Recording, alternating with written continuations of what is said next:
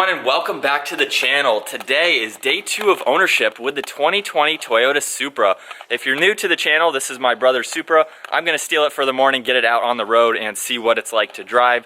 If you missed the collection day video, I was basically the cameraman, so I didn't do much with the car. I didn't get to drive it or really do anything with it. So let's go ahead and get a cold start up of the 2020 Toyota Supra and get it out on the road.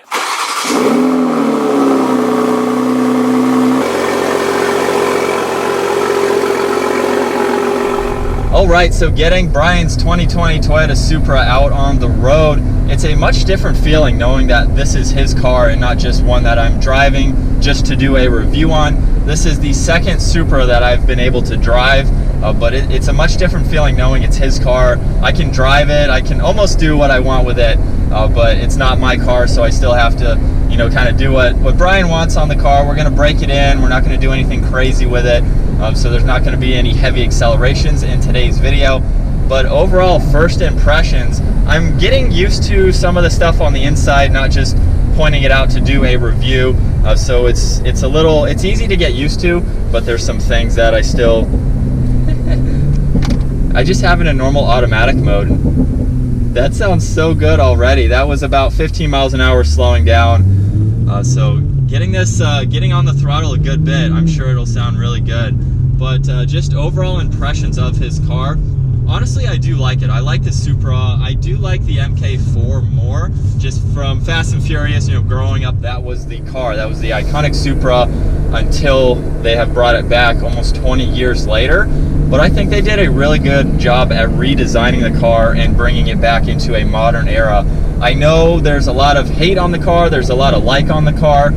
Personally, I like it. There are some things that I don't like about it, and we'll be going over that in another video. It's a very smooth car. Going over a bump like that and some of these other bumps here, you know, it's very comfortable. I do have it in sport mode right now.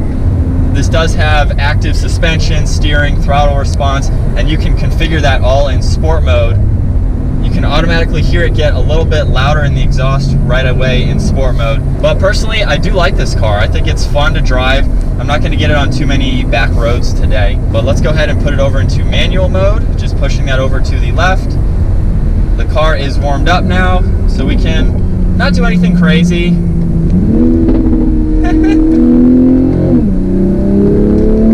Wow, not even half throttle, because the car has 32 miles on it. So again, we're gonna break it in properly before we do anything crazy.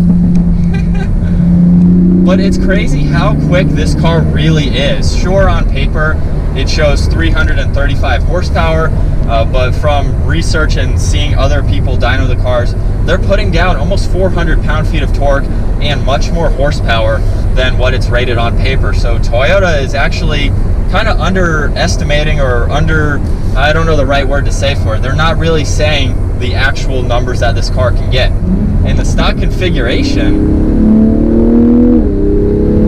I mean, that's a 15 mile an hour difference, and that's not even half throttle. So this is an awesome car. I can't believe Brian got one of our dream cars, or dream childhood cars, the Toyota Supra. This is a phenomenal car so far. Everything on the inside, yes, it's BMW stuff, but you know what? In order to get a car at this price point, I think it's okay. It's a nice interior.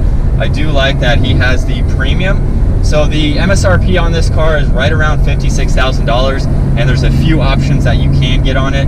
One of them is the driver assistance package, so you get basically all of the technology that you want in a car. This is basically a fully loaded premium Toyota Supra. So you get the larger screen with the navigation. You get a whole bunch of driver assistance and aids that I'm not even really familiar with all of them. But you have front and rear parking sensors. You get lane departure assist. There's the blind spot monitoring and everything like that. So as far as technology goes, you really couldn't ask for anything else. This is fully loaded with all the options that you need. And you can go into this screen here and configure all that, turning it on and off. Brian messed with that a little bit yesterday just to kind of get everything set to what he likes. So I like that aspect that you could get a base model and not get any of that, but you have the option for about $1,200 you can get all of that on this car. So if you are really into all the tech features, I think it's a great option that they have offered. Let's do a small acceleration again. anyone saying this is a slow car, obviously you haven't driven it. And I know I'm not going above 5,000 RPM because it is new again.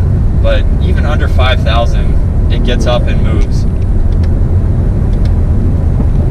I love that exhaust pop. Of course, the cold startup was not crazy loud, and exhaust is on the list that Brian will be doing, because why not? You know, exhaust, not only will it sound good, it'll add a little bit of power to it once he does some other performance mods to the car. Taking it around this turn at 60 miles an hour. Something I didn't get to do in the other Supra.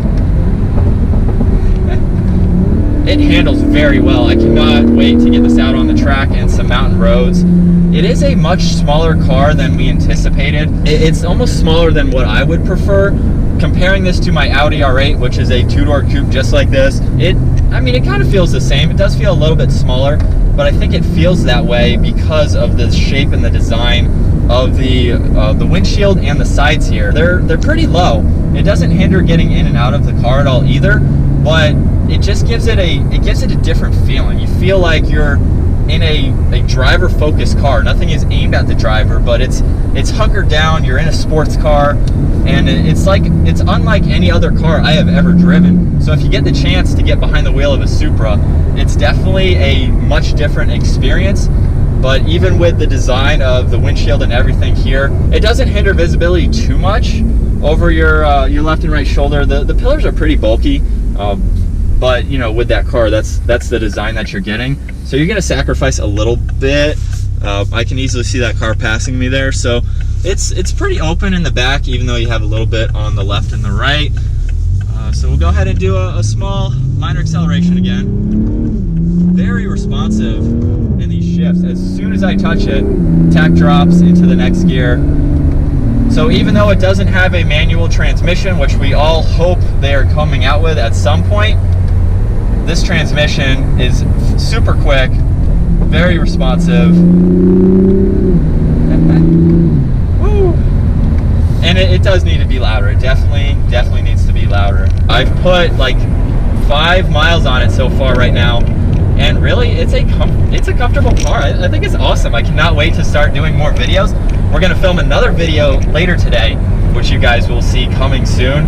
I've been driving around in sport mode, so it looks like I'm bouncing around a good bit, especially with that large bump. Let's put it back into regular mode, and it's quiet, it's fun to drive.